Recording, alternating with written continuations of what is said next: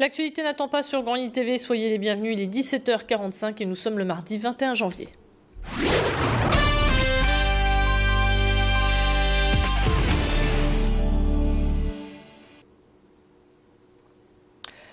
Et on commence avec la 6e édition du Forum international sur la cybersécurité. Lille Grand Palais accueille aujourd'hui et demain les experts du monde entier. 2 ministres ont fait le déplacement, le ministre de l'Intérieur Manuel Valls et le ministre de la Défense Jean-Yves Le Drian. Pendant 2 jours, les experts vont échanger leurs bonnes pratiques pour contrer les menaces qui pèsent sur le net. Une trentaine d'ateliers, mais aussi de nombreuses conférences et des démonstrations attendent le public. L'accent sera mis cette année sur la protection des données personnelles. Manuel Valls a remis à des élèves d'une classe de CM2 le premier permis Internet, un permis que les enfants ont pris très au sérieux. Je vous propose d'écouter le ministre au micro de Macha Gonessen. J'ai remis ce permis Internet à des élèves d'une classe de CM2 parce que c'est par les jeunes, par cette génération Internet, que nous saurons aussi lutter contre toutes les formes de menaces financières, techniques, criminelles. Il y a de vrais prédateurs sur Internet. Le cyberterrorisme, et c'est malheureusement d'actualité avec la radicalisation d'un certain nombre de jeunes qui vont faire le djihad en Syrie à travers Internet. Donc c'est un sujet majeur, sérieux. Dans le reste de l'actualité, le tireur de l'île Moulin est toujours recherché. 2 jours après qu'une fusillade ait éclaté rue de Trévis, l'enquête se poursuit. La victime, un étudiant âgé de 20 ans, a été atteint de 6 balles. Son état est stable, mais il est possible qu'il garde des séquelles physiques. Martine Aubry a demandé un renfort des effectifs de police. Le quartier l'île Moulin, quartier sensible placé en zone de sécurité prioritaire où les armes circulent facilement, comme nous l'a expliqué Thierry Depuis du syndicat SGP Police. C'est vraiment des armes de gros calibre, quoi. Il y a un gros trafic avec les pays limitrophes. Les individus sont de plus en plus jeunes. Hein, c'est essentiellement des individus qui font du trafic de stupéfiants sur les secteurs des quartiers dits sensibles.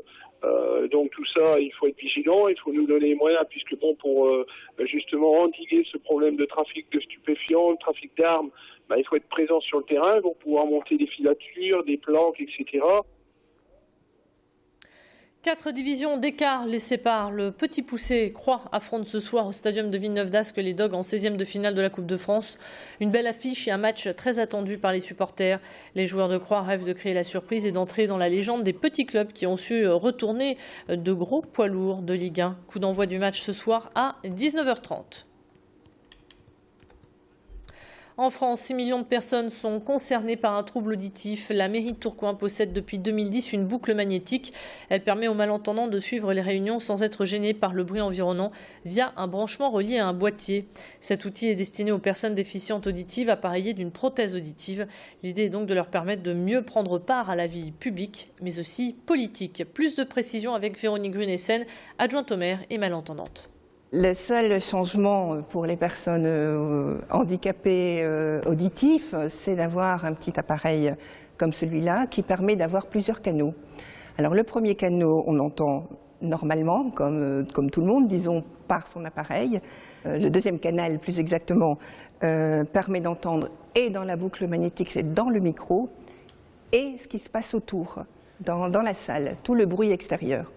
Et le dernier canal, qui est le plus intéressant, c'est qu'on écoute directement ce qui se passe dans le micro, ce qui se dit dans le micro, mais on coupe tous les bruits extérieurs. En fait, il n'y a pas besoin d'être équipé. Il faut que la pièce, évidemment, soit équipée, donc d'une boucle magnétique, et toute personne malentendante, à ce moment, pourra utiliser par un récepteur adapté. Donc si une personne n'est pas appareillée, elle utilisera un petit récepteur standard.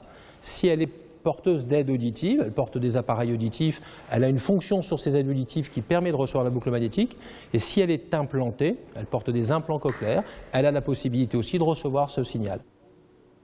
Une installation qui entre dans le cadre de la loi handicap de 2005 sur l'accessibilité pour tous. D'ici 2015, tous les établissements publics, mais aussi les lieux de travail devront se mettre en conformité, mais il reste encore beaucoup à faire, surtout quand on sait que seulement 5% d'entre eux sont équipés. Une femme a pour mission de faire revenir la paix en Centrafrique. Catherine Samba-Panza, la maire de Bangui, a été élue présidente par intérim. Elle a d'ores et déjà appelé les milices à déposer les armes. Catherine Samba-Panza devient le 7e président depuis l'indépendance du pays en 1960. Elle abandonnera ses fonctions quand des élections seront organisées. Cette annonce a provoqué beaucoup d'émotions et un vif réconfort et puis surtout de l'espoir pour les familles centrafricaines de Tourcoing. On écoute Armande Love Malpa de l'association Passe-moi le relais. Elle nous dresse le portrait du nouveau chef d'État. C'est quelqu'un qui est proche de la population, voilà, une très grande militante associative d'État qui milite dans l'association des défenses de droits de l'homme, qui avait également travaillé dans un réseau qui porte secours aux femmes qui ont été victimes des différentes formes de violence. Donc c'est quelqu'un qui est très apprécié de la population, très connu aussi sur la scène nationale, voilà, très spontanée, très sincère dans ce qu'elle fait, dans tout ce qu'elle entreprend. Et c'est ainsi que s'achève cette édition. Merci de l'avoir suivi. On se retrouve dans un tout petit instant pour faire le point sur votre météo et sur vos conditions de circulation. Prochain point sur l'actualité à 18h pile. Restez connectés à l'actualité et branchés à Grand Lille TV. À tout de suite.